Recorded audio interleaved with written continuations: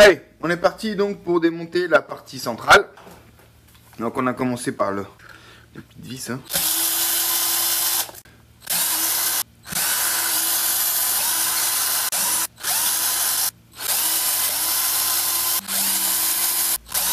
Allez, maintenant on va attaquer les vis un peu plus grosses, super moteur. Alors là, il faut y aller un peu plus doucement parce que sinon, dès que ça force, par contre, on n'insiste pas, il se peut qu'il y ait du fin filet et donc il faudra chauffer.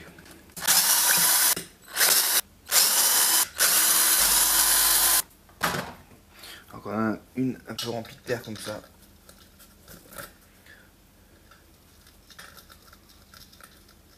On enlève. Quand on a un peu de terre comme ça, il faut vraiment l'enlever pour que l'empreinte elle soit au maximum en profondeur. Sinon, vous n'avez pas assez de prise et vous risquez de niquer l'empreinte.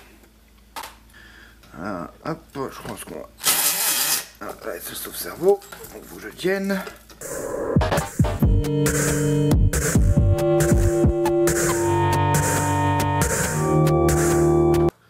Alors, passons au diff central. Tout ce bordel là qui servait à l'éclairage.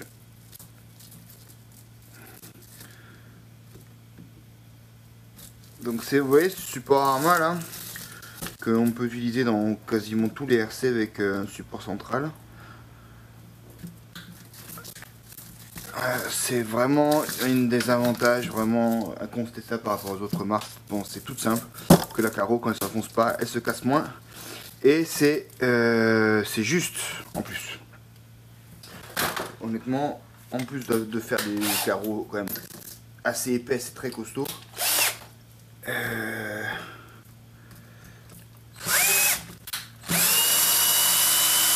ça me fonctionne. Par contre, ça, c'est pas très accessible au niveau du... Il y a quand même bien de la rouille, hein, putain, quand on a mis... C'est ça, dès que tu mets dans la flotte, tu es morte. Ouais. Voilà.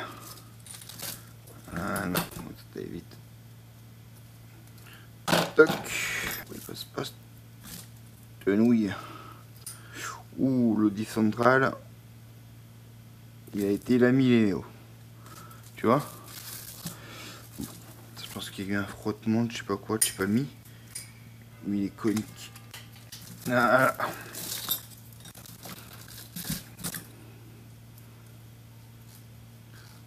Bon, ça gratte un peu dedans aussi. Bon, on va étaler tout sur la table, on va faire un petit bilan.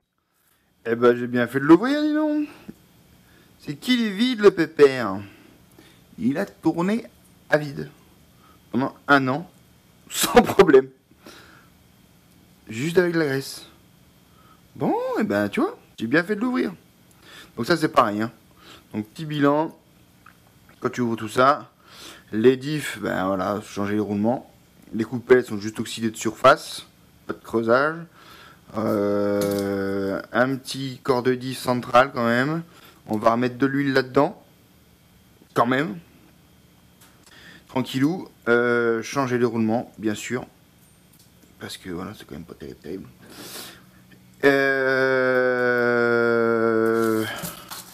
Alors, il y en a qui mettent beaucoup là sur les 1/8, c'est essentiellement un 8e. Ils mettent le support alu qui normalement sur le V3, je vous rappelle que le support il est en plastique, ça c'est sûr, mais avant c'était juste ce skid là. Donc là ils ont rajouté du renfort. Moi je trouve que ça bouge pas trop, donc on va le laisser comme ça. On va bien tout nettoyer quand même tout propre parce que là c'est un peu le chacouaille. Le moteur tourne toujours aussi bien, impec je dirais, pas de souci. On va un peu démonter ça en faisant bien gaffe de ne pas faire tourner la vis parce que ouais, on va faire ça tranquillou. Tout ça, ça va bien nettoyer. Là, on va mettre de la diff. Donc, je vous ai dit, c'est pour le central, on va mettre on avait dit 10 000 derrière, 20 000 devant et peut-être 50 000 au milieu. Alors, on va essayer comme ça. C'est pour Perrault, donc on va pas faire non plus trop dur.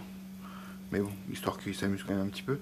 Mais bon, il y avait juste de la graisse qu'il fallait. Il n'y a pas eu de destruction de choses comme ça. Donc ça, on va commander ça. Les cardans. Toujours pareil. Hein. Il n'y a pas de raison qu'il se torde vu que le châssis est plus petit que sur un Cranton qui prend plus du flex. Donc là, franchement, il n'y a aucun effort là-dessus. L'avant, l'arrière, il y a, voilà, avec aucune bouffade. Un peu de trace de corrosion, c'est normal. Le vario, ça aussi c'est bien chez Arma. C'est qu'il y a des supports de partout pour que tous les fils se calent bien. Donc ça aussi à nettoyer. Donc voilà pour le petit bilan de la partie centrale. Qui va attendre bien, c'est joli, une tout nouveau roulement, sa visserie inox pour revivre. Et puis quelques pièces qui sont le dit central.